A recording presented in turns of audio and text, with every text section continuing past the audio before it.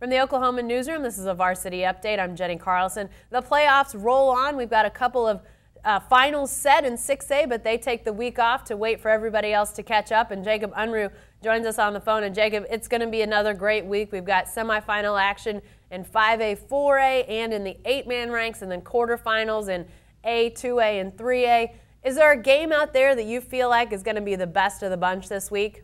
I mean, I think you have to look at the 5A semifinal between Altus and McGinnis. You've got two really good teams. Altus this is the best team they've had in a long time there. I think that they've been in the semis in like 2003, somewhere around that, but it's been that long, and they're really good defensively.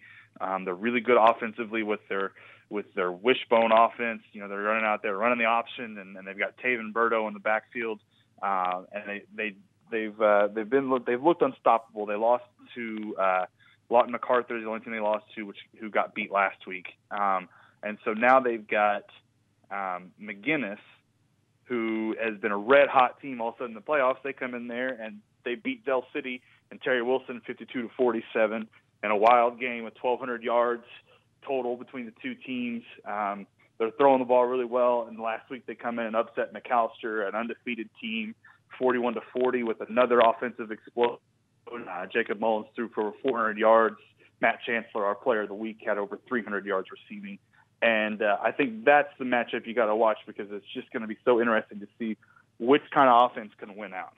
Yeah, definitely so. I mean, you mentioned some of those big numbers and just an unbelievable offensive explosion from some teams, some games that have been unbelievably high scoring. You know, as I'm looking at some of these matchups, Jacob, you know, look at like 3A. There's 5 undefeated teams remaining in 3A. I believe it's a couple in 2A, but then you go down to Class A, and again, you've got 4 undefeated teams still playing it out. Are we going to see, I mean, could we have potentially undefeated matchups in the semis in A and 3A? Is it possible that all those undefeated teams continue to win in the playoffs? It's possible. We've already got one matchup. You know, Hilldale and Heritage Hall are both undefeated, and they play each other this week. And the winner has a good chance. You know, they can get Locust Grove, who's undefeated. So they could continue running through an undefeated area right there. Lincoln Christian's undefeated. They could play Jones in the next round, who's undefeated. And then one of those teams could obviously end up in the championship. So we could have a 13-0 versus a 13-0 in 3A. And Class A, you've got kind of the same scenario. There's no undefeateds playing each other this week, but they can match up the next round. And it's kind of nice to see that, because then you really start seeing these teams that have been dominant all year really get a chance to prove who's the better team when they play each other. You know, that Heritage Hall Hilldale game Friday is going to be pretty good. Hilldale has been really good on the east side. They're big, they're physical. But Heritage Hall just is the number one team for a reason. They just look kind of unstoppable right now, with their offense just rolling through teams and their defense just doing anything they want against an opponent. And so we've got some really good matchups like that this week. Jones goes to Roland, another good one, and I've undefeated with an undefeated team. You mentioned Class A, Cashin and Hollis. Hollis won the title in 2013. They're undefeated. Cashin's 10-2. They went to the title game last year, so that's a good matchup. It's starting to get to the point where we got some really good matchups. Definitely so.